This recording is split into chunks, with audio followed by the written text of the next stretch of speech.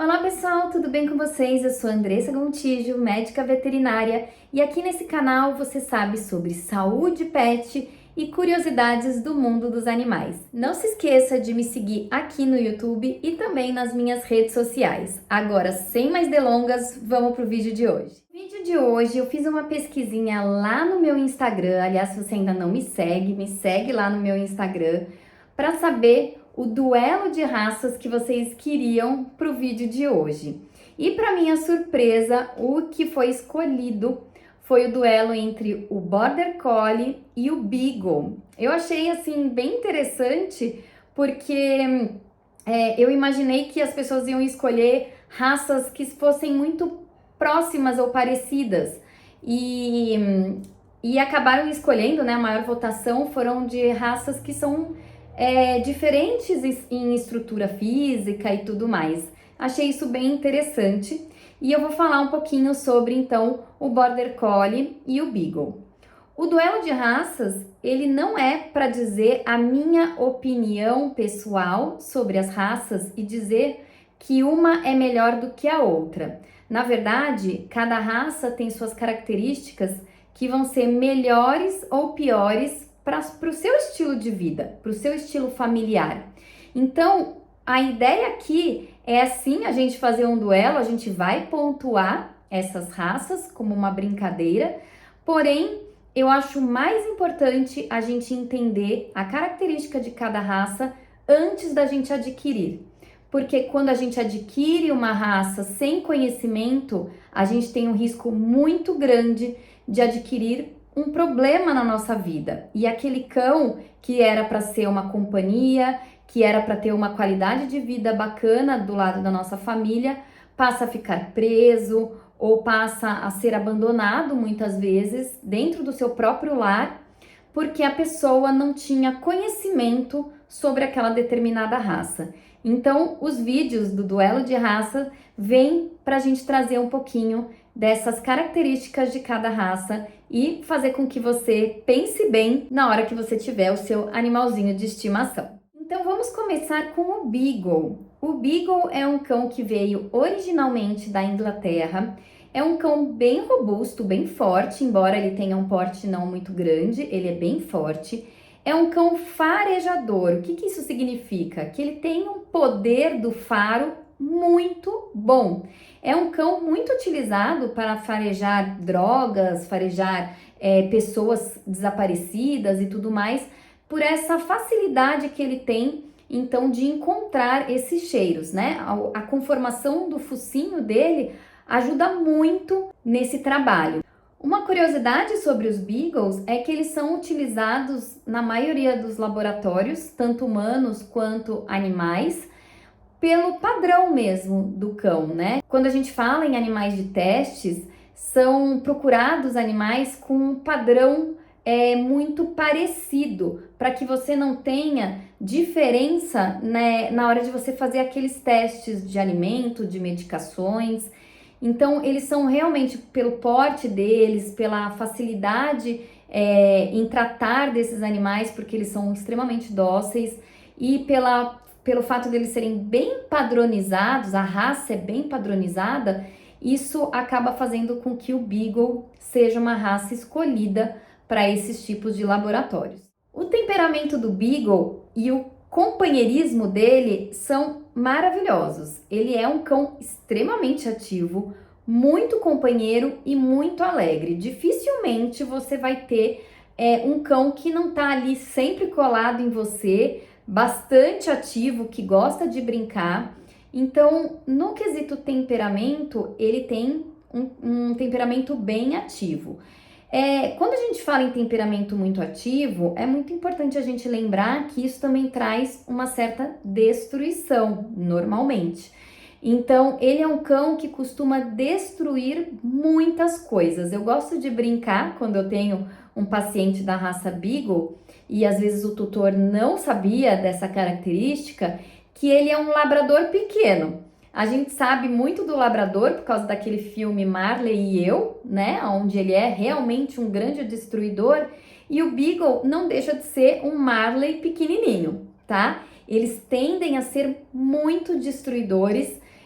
principalmente porque eles têm uma atividade muito grande e que precisa realmente ter um gasto de energia.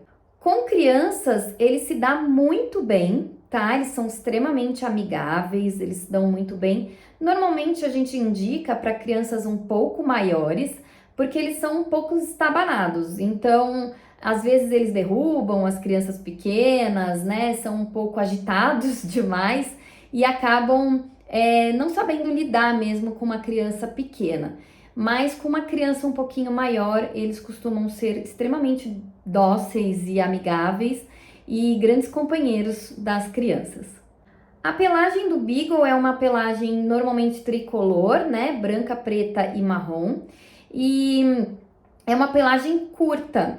E a gente se engana de achar que uma pelagem curta não cai, tá? Então é uma pelagem que tem uma queda, né? Lógico que a gente não tem aquela visualização tão grande de tufos de pelo por causa do tamanho mesmo desse pelo, mas se você tem um cão da raça Beagle, você vai ver no seu sofá, na sua poltrona, aqueles pelinhos bem curtinhos caindo ali. Então ele tem sim uma queda de pelo relativamente grande, mas você acaba não vendo esses tufos pela casa, o que acaba facilitando muitas vezes aí nessa limpeza da casa em si. E já falando de pelo, os banhos são necessários, embora a pelagem seja curta, e a gente sabe que uma pelagem curta a gente consegue manter banhos mais espaçados, a pelagem curta, como a do Beagle, a raça Beagle tende a ter um probleminha às vezes de pele que deixa o odor desse cão mais forte, né? Então aquele cão que a gente sente um odor.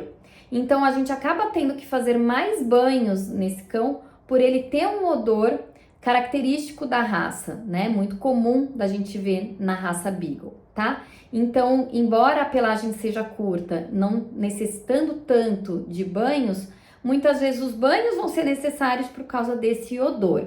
O porte do Beagle é considerado um porte médio, ele pesa em torno de 10 a 14 quilos, depende aí do porte do seu animal, e ele é um cão que se adapta muito bem, tanto em casas quanto apartamentos.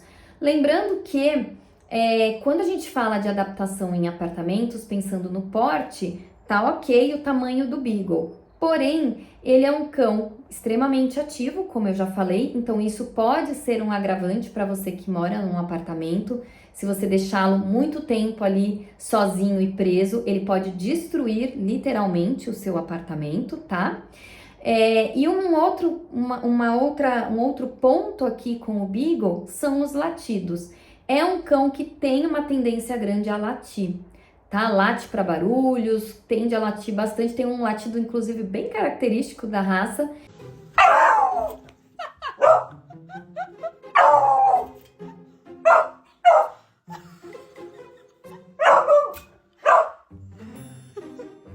E para quem mora em apartamento, isso pode ser um grande problema. São cães bem inteligentes, só que eles têm uma característica também bem interessante de uma certa teimosia. We just started, okay?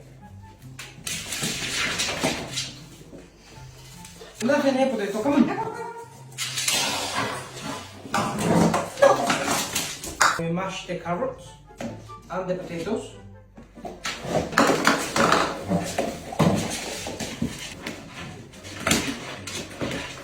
O Beagle, justamente por esse jeito mais agitadão, ele acaba sendo um pouco teimoso na hora de aprender. Não que ele não aprenda fácil, pelo contrário, ele é muito inteligente, mas ele precisa de um estímulozinho maior aí e muitas vezes um treinamento desde cedo para que ele faça aquilo que o dono quer, porque eles normalmente são teimosinhos aí na hora de aprender e acabam querendo fazer aquilo que gostam, tá?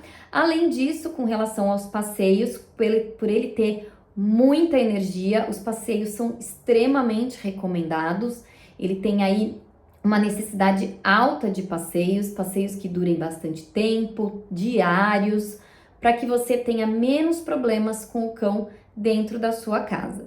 E a saúde do Beagle é um cão que dificilmente fica doente por qualquer coisa.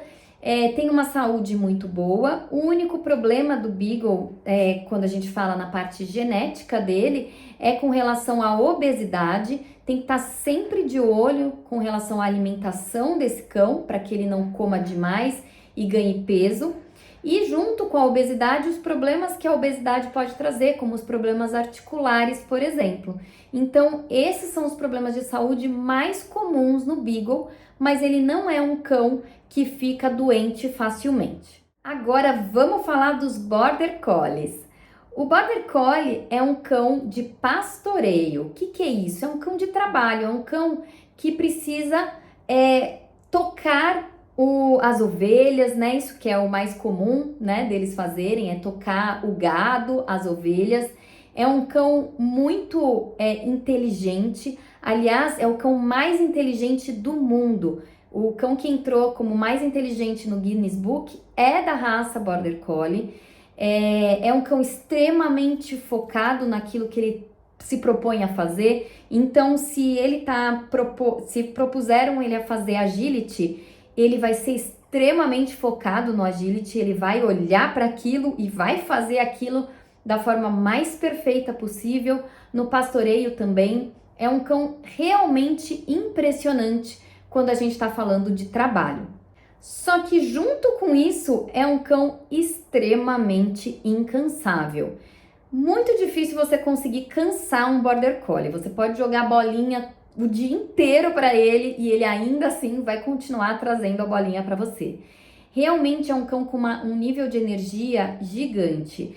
Eu já tive paciente de Border Collie, de cão de agility, que era um cão tão agitado, que ficaram jogando bolinha para ele por horas e ele machucou muito as patas e ainda assim ele não parava, tá? Então é um cão que realmente não consegue parar. O nível de energia dele é altíssimo.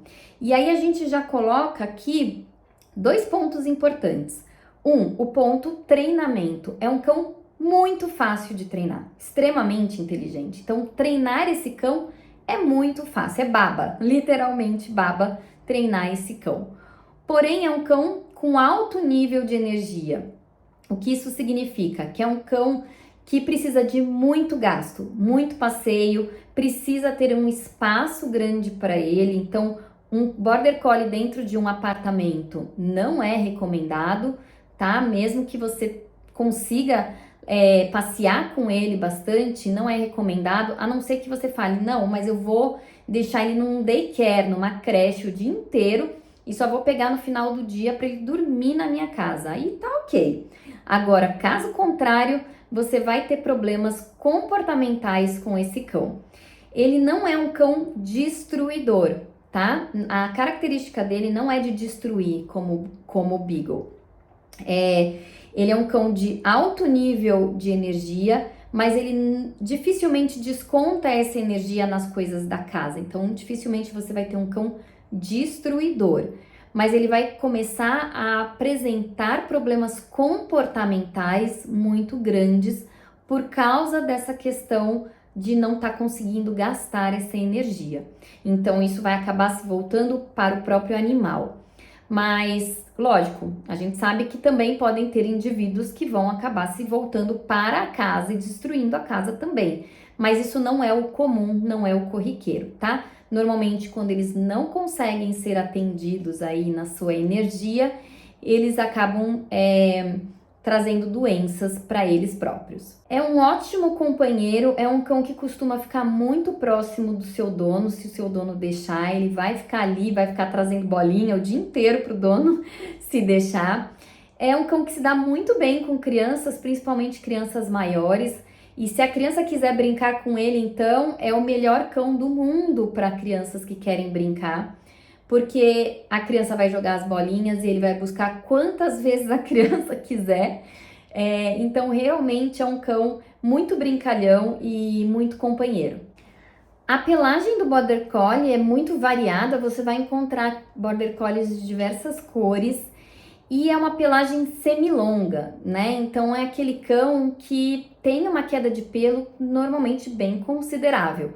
É lógico que tem períodos onde vai cair mais e períodos que vai cair menos, mas ele tem uma pelagem densa e um tamanho de pelagem que, quando chega naquele tamanho, aquele pelo cai.